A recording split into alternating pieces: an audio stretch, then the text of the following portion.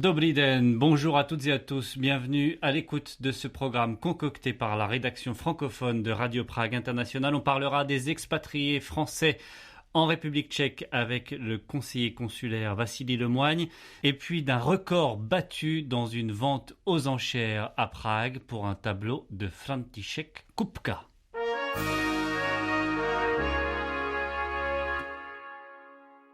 Entretien cette semaine avec Vassili Lemoigne. Il est conseiller consulaire des Français en République tchèque. Il assure le rôle de support local, de connexion entre les Français et les services publics comme l'ambassade. Une mission d'autant plus importante en période de pandémie où les problèmes pour lesquels il est sollicité sont nombreux. La question des voyages entre la République tchèque et la France notamment revient très souvent, comme il l'a expliqué à Joseph Lefebvre.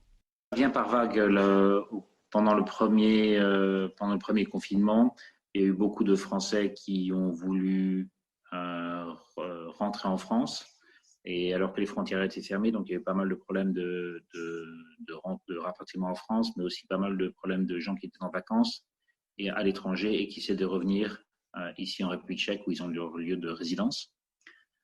Et avec des frontières fermées, c'était pas toujours évident. Des lois qui variaient pour chaque pays, un passage par des pays complètement fermés, donc des droits de rapatriement, il fallait faire pas mal de contacts avec les ambassades, avec les gens qui étaient un peu perdus, surtout dans les langues étrangères.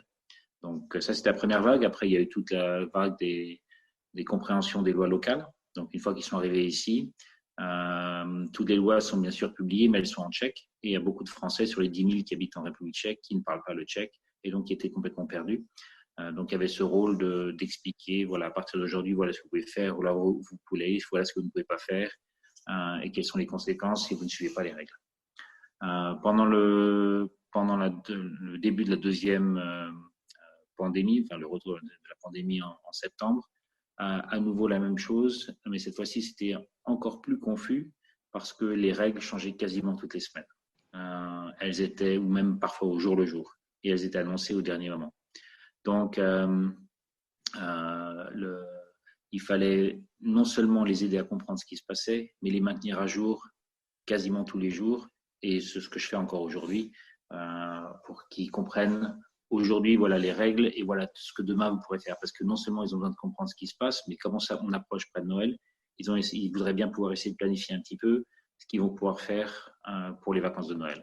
Et ça, c'est très compliqué quand vous ne parlez pas la langue. Et justement, ce suivi, en fait, vous l'effectuez par quel biais? Par les réseaux sociaux? Comment est-ce que vous êtes en contact avec la communauté des Français? Dès le début de la pandémie, j'ai fait le choix de communiquer mon numéro de téléphone. Donc, les gens m'appellent beaucoup, soit par téléphone, soit par les outils des réseaux sociaux, les messengers. Et je communique aussi beaucoup sur Facebook. Dès qu'il y a des nouvelles règles, je les communique immédiatement. Et comme j'ai beaucoup de gens qui me suivent sur Facebook, ils sont au courant immédiatement, ils peuvent poser la question. Et après, donc, il y a d'autres conversations qui démarrent de cette façon-là. Depuis mars, c'est intense. Ça va par vague, mais il y a parfois une centaine de personnes qui me contactent par jour. Autrement, c'est entre 10 et 20 personnes par jour. Globalement, comment justement la communauté des Français à l'étranger, en République tchèque, elle vit cette période? Est-ce que vous avez un profil, par exemple, de personnes, je pense notamment aux étudiants qui sont arrivés, qui certains ont dû repartir? Alors, si on regarde la population des Français vivant en République tchèque, il y a vraiment quatre groupes différents. Les familles franco-tchèques qui ont quitté la République tchèque au moment de l'invasion et qui sont revenus après la révolution 89, la révolution, et qui eux se sentent franco-tchèques, habitent ici depuis long terme, donc ils sont vraiment des résidents locaux. Ça, c'est le premier groupe. Après, il y a les expatriés. Il y en a de moins en moins, ça représente à peu près, disons, 20% des gens qui sont là. Après, il y a beaucoup d'étudiants qui viennent par Erasmus, dont on a parlé. Et puis, tu as tout un groupe de ce que j'appelle les immigrés économiques qui se viennent depuis 4-5 ans, parce qu'en République tchèque, il y a très peu de chômage. Et donc, ils viennent ici pour leur premier emploi. Ils sont en général un groupe assez jeune, très dynamique, et ne parlant pas tchèque. Et ils sont là depuis, oui, ça fait entre 6 mois à, disons, 3 ans. Donc, chaque groupe a réagi de façon très, très différente. Les étudiants Erasmus, au début, ben, ils étaient là pour étudier, ils étaient là pour découvrir la République tchèque. Donc, quand c'est arrivé, ils ne parlaient pas un mot de tchèque. Ils ont été complètement pris par surprise. Ils ont été enfermés dans leur bâtiment. Donc là, il y avait pas mal d'étudiants qui ont voulu rentrer en France, voyant bien que ça allait durer, qu'ils allaient de toute façon perdre leur trimestre. Donc, il y en a beaucoup qui sont partis. Il y en a aussi beaucoup il y en a quelques-uns qui ont été infectés. Donc là, il y a eu tout un problème. Eux, ils ont réagi en partant.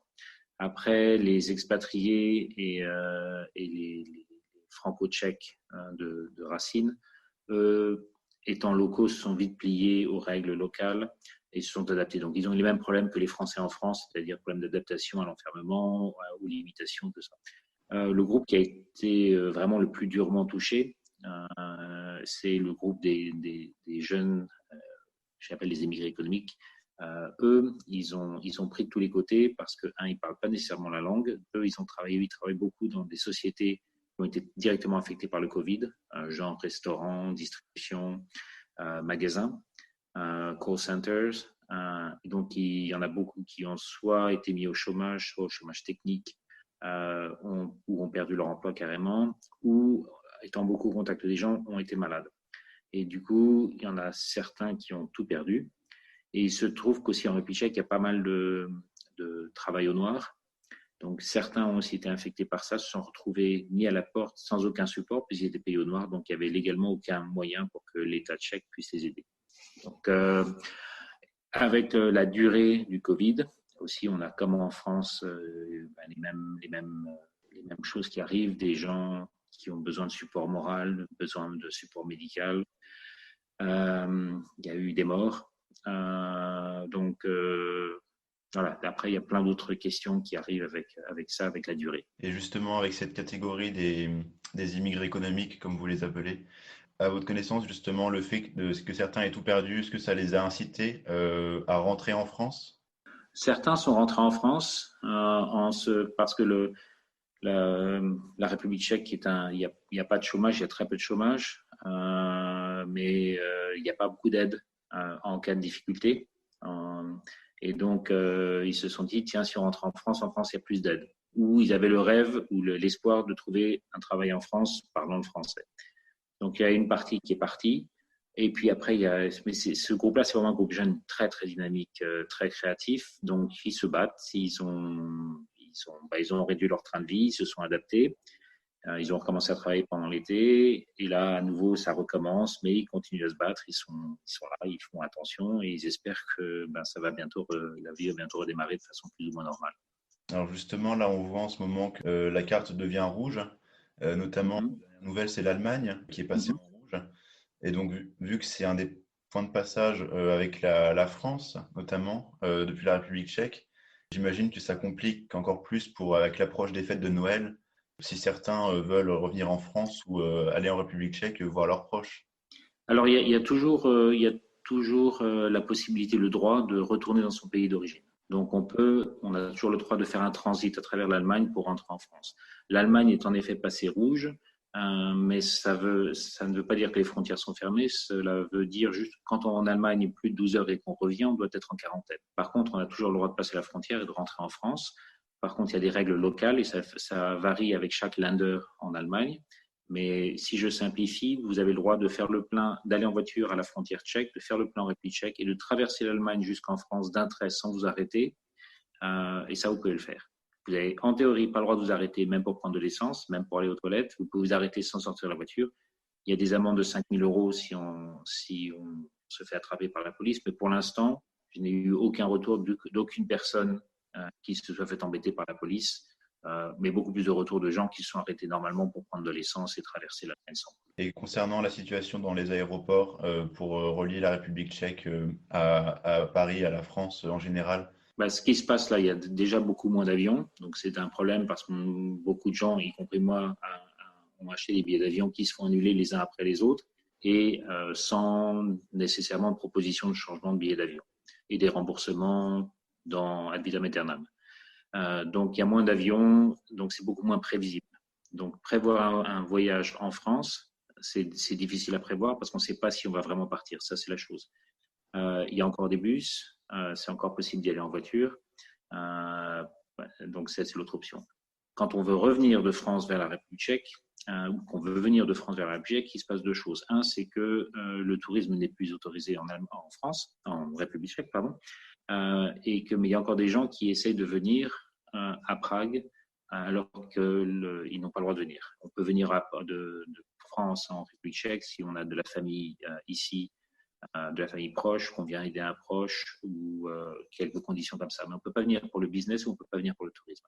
Donc, il y arrive qu'à Charles de Gaulle ou à Lyon, c'est déjà aussi arrivé là-bas, il y ait des contrôles au départ et que la socialisation dise non, vous y allez pour le tourisme, on ne vous laisse pas embarquer. Donc, il y a aussi pas mal de gens qui espèrent pouvoir venir en République tchèque, mais au bout du compte, se font interdire l'embarquement. Mais ces contrôles ne sont pas réguliers. Donc, parfois ça passe, parfois ça passe pas. Donc, en fait, le plus gros problème, ce n'est pas nécessairement les restrictions, c'est la prédictibilité.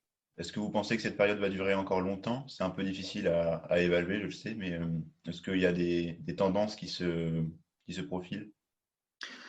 Le gouvernement tchèque adapte les règles selon le taux de Covid. Ils viennent de sortir une nouvelle matrice de règles pour l'ouverture des magasins, combien de personnes peuvent arriver dans les magasins. Donc, ils essaient d'alléger un peu les règles. Je vois deux problèmes à ça. Un, principalement, c'est que c'est très difficile à comprendre. Vous avez l'autorisation d'aller dans un magasin, mais vous devez avoir 15 mètres carrés autour de vous d'espace libre. Les gens ne vont jamais comprendre ce que ça veut dire 15 mètres carrés. Et l'autre chose, c'est que dès que vous ouvrez et que vous autorisez 15 mètres carrés, avec le rush de Noël, ça va être à nouveau la folie dans les magasins. Il risque d'y avoir des excès, comme il y en avait même durant le confinement. Et donc, on risque de redémarrer à la hausse les infections alors qu'elles commencent juste à baisser un petit peu. Mon avis personnel, avant l'année prochaine, il n'y a pas de retour à la normale, c'est clair. Et même avec les vaccins, il y a tellement peu d'ours pour l'instant qu'il ne faut pas rêver. Il y en a encore pour quelques mois. Le rôle des représentants des Français d'étrangers, c'est un rôle nouveau. C'est la première, on est les premiers élus à faire ce travail-là. Et même si aider pendant le Covid les Français de l'étranger, ça ne faisait pas partie du tout des définitions du rôle du conseiller, enfin des représentants des Français de l'étranger qu'on appelait les conseillers consulaires avant, c'est en fait un rôle de proximité, un rôle de contact avec les Français, un relais entre les Français locaux et les autorités. Et là, pendant le Covid, j'ai vraiment vu un rôle utile. Bien sûr que les bourses pour les lycées français, c'est très important. Les aides sociales, c'est très important. Mais là, pendant le Covid, ça a vraiment créé un réseau, un tissu de connexion et de soutien, avec notamment des Français qui venaient me voir en disant « Ok, je me porte volontaire. Si jamais il y a des gens besoin d'aide, dites-le moi, j'irai les aider. » Et ça a vraiment créé un tissu d'entraide et de communication qui a été très important et qui reste encore très important aujourd'hui parce qu'on n'est pas encore sorti de l'auberge. Et ça, c'est quelque chose qui dans mon rôle, me plaît beaucoup. C'est qu'on crée vraiment des liens, on découvre des gens nouveaux, on découvre la communauté et on peut vraiment les aider. C'était Vassili Lemoigne, conseiller consulaire des Français en République tchèque, au micro de Joseph Lefebvre.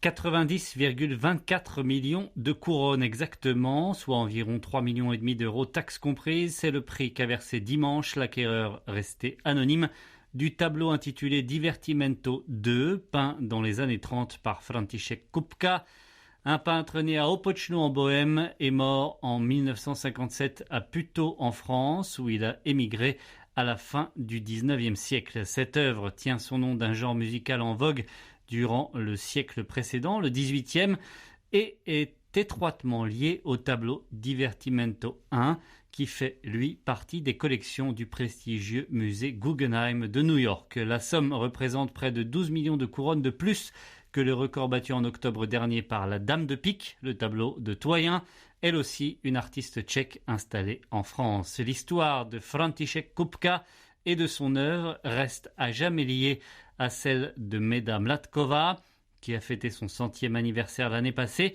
et qui s'était souvenue à notre micro il y a déjà plusieurs années de la première fois où elle était entrée dans l'atelier de l'artiste dans les Hauts-de-Seine après-guerre. Je sonnais, vieux monsieur venait ouvrir la porte et j'ai dit je suis tchèque, je suis étudiant d'art, je suis émigré, je suis exil, n'est-ce pas?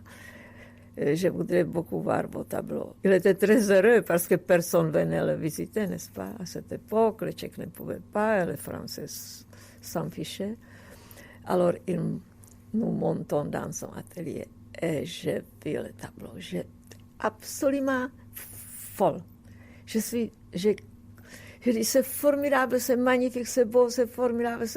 J'étais tellement excitée.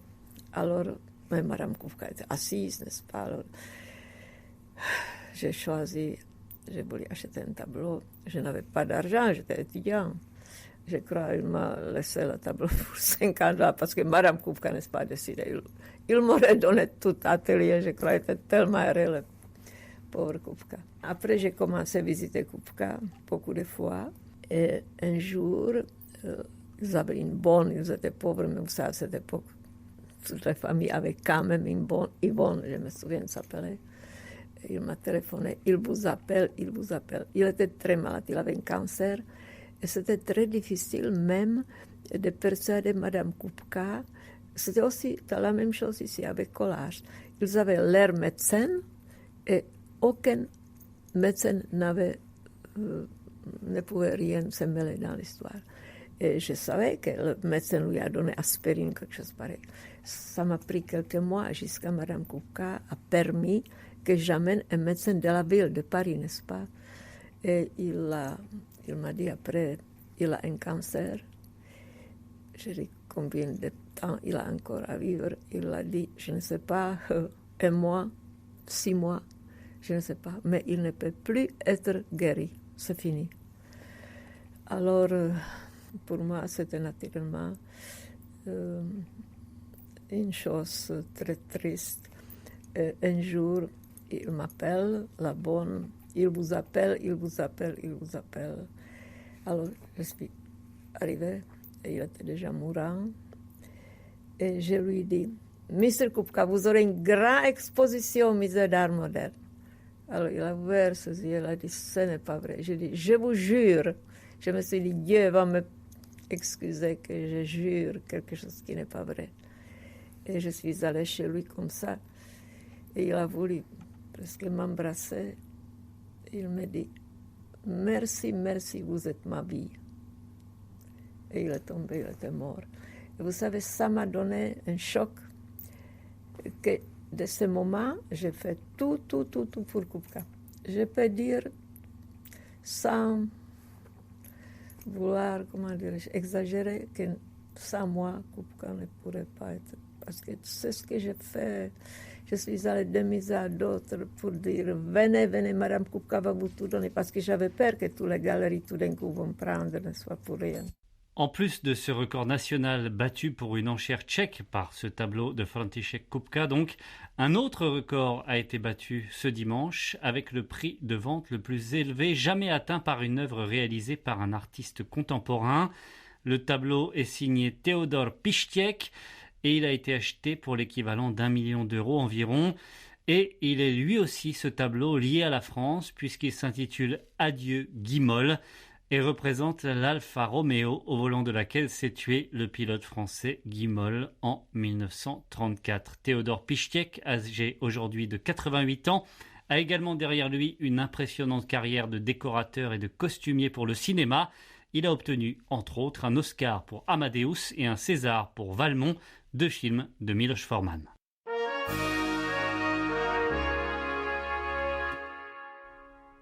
Et c'est avec František Kupka que se termine ce programme concocté par la rédaction française, la rédaction francophone de Radio Prague International.